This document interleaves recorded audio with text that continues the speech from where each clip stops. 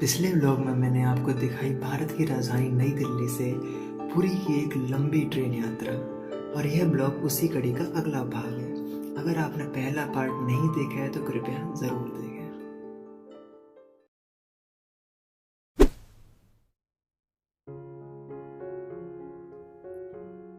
भगवान जगन्नाथ के दर्शन के बाद हमने डिसाइड किया पुरी से लगभग 35 किलोमीटर दूर स्थित UNESCO world heritage site sun temple visit करने का। लेकिन उससे पहले हम बस पकड़ते हमें दिखा वह स्थान जहां भगवान जगन्नाथ हर वर्ष 7 दिन के लिए विश्राम करने आते हैं, गुंडीचा टेम्पल, भगवान जगन्नाथ की मौसी माँ का मंदिर। रथ यात्रा के बाद भगवान कुछ दिन यहाँ विश्राम करते हैं। कहते हैं रथ यात्रा के एक दिन पहले भक्त और पुजारी मिलकर इस मंदिर की सफाई करते हैं। यहाँ कोई विग्रह विराजमान नहीं है, परंतु एक भव्य बगीचा है। भगवान जगन्नाथ की गुंडीचा टेम्पल की इस यात्रा को भगवान कृष्ण की वृंदावन विजिट से जोड़कर देखा जाता है। अनफॉर्चुनेटली हम अंदर नहीं जा पाए, अंदर जाना अलाउ नहीं किया गया। तो कुछ समय वहां ठहरने के बाद हम निकल पड़े सूर्य मंदिर कोणार्क के लिए।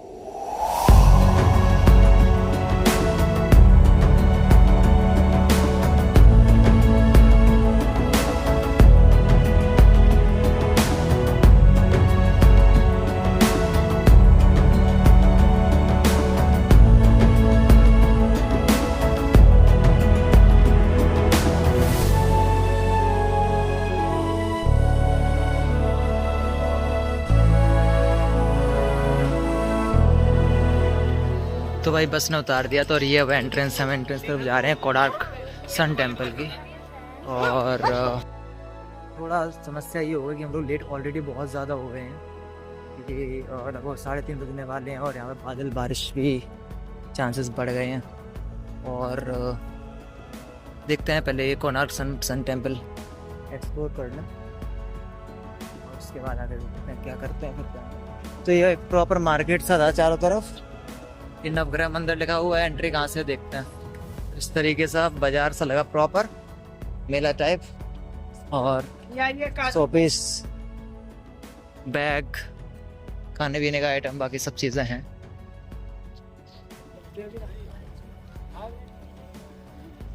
तो ये यहाँ पे हम कोणार्क मंदिर सन टेम्पल, बहुत ही पुरानी एक आर्कियोलॉजिकल साइट, एक बहुत ही पुराना आर्किटेक्चर डेडिकेटेड टू लॉर्ड सन। बड़ा ग्रांड सा स्ट्रक्चर सूर्य मंदिर का। जा रहे हैं, टिकट ऑनलाइन बुक कर लिया ये सही वेबसाइट से। कितने रुपए का टिकट था भैया? टिकट कितने रुपए का था? 35 का। ESI से भी बुक कर सकते हैं, और यहाँ पे काउंटर भी था, वहाँ से भी कर सकते हैं।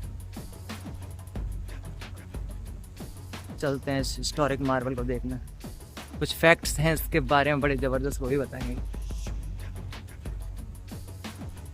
तो भाई ये इसकी हिस्ट्री लिखी हुई है। सूर्य मंदिर कोणार्क वर्ल्ड हेरिटेज साइट, एक यूनेस्को द्वारा डेजिग्नेटेड, और ये पूरा प्रॉपर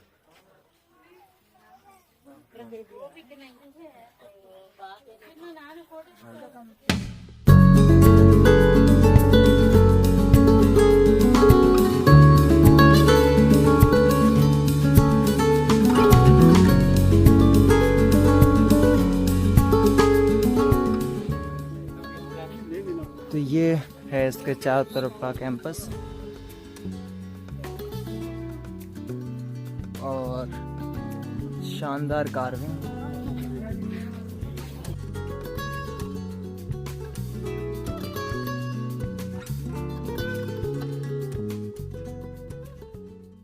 का ये सूर्य मंदिर सिर्फ धार्मिक स्थान ही नहीं बल्कि भारत की कला और विज्ञान का एक अमर नमूना है।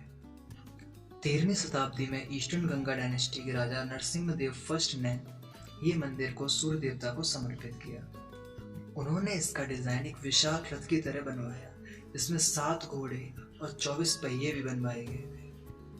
पहियों की 8 बड़ी स्पोक्स 8 प्रहर को दर्शाती हैं और ये मिनट तक की एक्यूरेसी के साथ समय भी बता सकती हैं। इस मंदिर की कार्विंग में नृत्य, संगीत, युद्ध, प्रेम, जीवन के हर पहलू को दर्शाया गया है। कभी समुद्री जहाजों के लिए यह ब्लैक पगोड़ा एक लैंडमार्क की तरह काम करता था।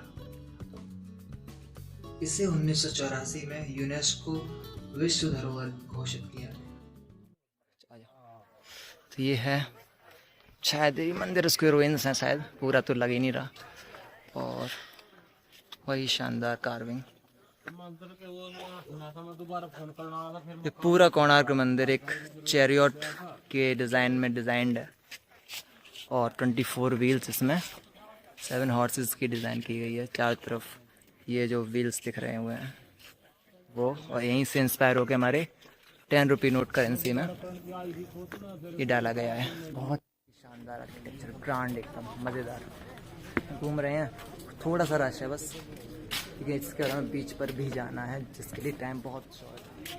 इसको ब्लैक पगोड़ा भी बोलते हैं और कहते हैं कि इसके ऊपर एक टाइम में बहुत हैवी मैग्नेट हुआ करती थी और अंदर होता था जो अंदर जो मूर्ति होती थी वो उससे मिड एयर सस्पेंड रहती थी उस मैग्नेटिक फील्ड से।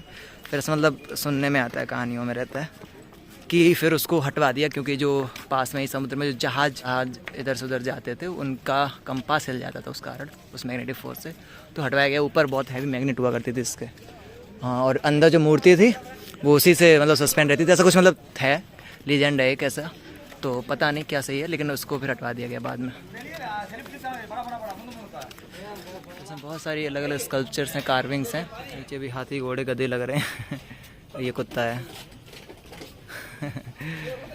खैर समय के साथ साथ थोड़ा सा एरोड हो चुका है और ओरिजिनल ब्यूटी तो नहीं बची, बट ये दिख रहा है कि जब ये बना होगा, जो ओरिजिनली कितना ब्यूटीफुल रहा होगा उस टाइम पे।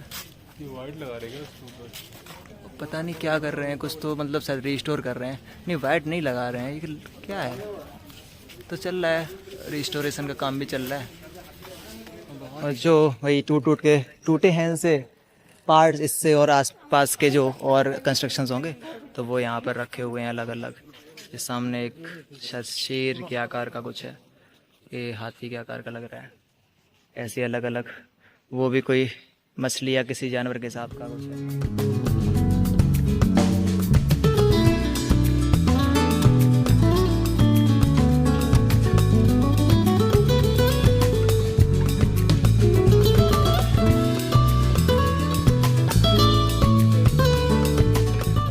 कैसा लगा कोणार्क सन टेम्पल? मजा आ गया। यूनेस्को वर्ल्ड हेरिटेज साइट है, कंस्ट्रक्शन है लगभग 800 साल पहले का, उस हिसाब से बताओ, है ना? अगर मान लो टेक्नोलॉजी टाइम भी बता रहे हैं, हमारा भी वीडियो कॉल कर दीजिए। हाँ भाई बिल्कुल, इनसे माला जरूर सूर्य मंदिर में कितने रुपए की है? ये 250 की है। तो भाई महंगी है फिर।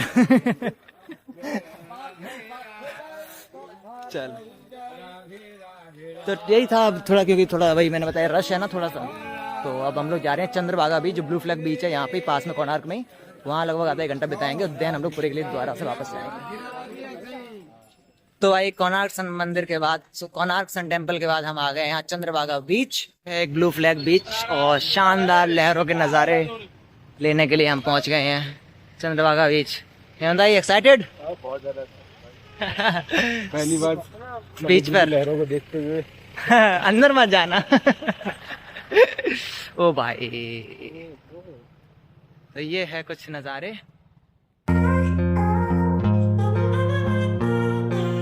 वाओ, क्या बात है। lanes. I've been driving this train, years in this lane. There's no stopping this flame, cause I came to the game and I changed it to play how I like, rearranged it to my own domain. Yeah, I got what it takes, made lots of mistakes, taking shots, skipping breaks, feeling lost, feeling great, popping off, singing straight, never stopped, never changed. All the squad here to play, and I've got something to say, yeah. I work hard each and every day, I get lost in the words I say, I don't push pause, no I push play. तो भाई ये है शानदार लहरें अरे बे of Bengal की। और भाई साहब लगभग एक साल पहले मैं था अरेबियन सी के पास, और बहुत जल्दी वहाँ होऊंगा जहाँ पर अरेबियन सी और बे ऑफ बंगाल मिलते हैं।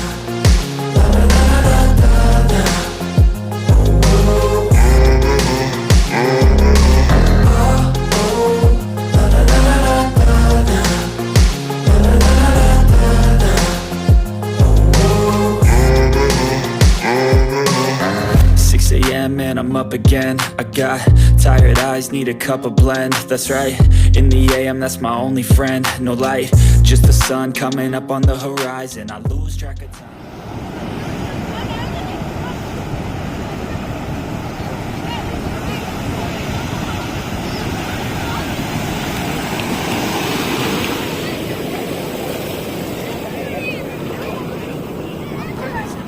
Track of time, yeah, I move fast and climb a new class divine, yeah, true passion shines, and I'm through passing time. I choose stacking dimes, you snooze half the time while I move passing by.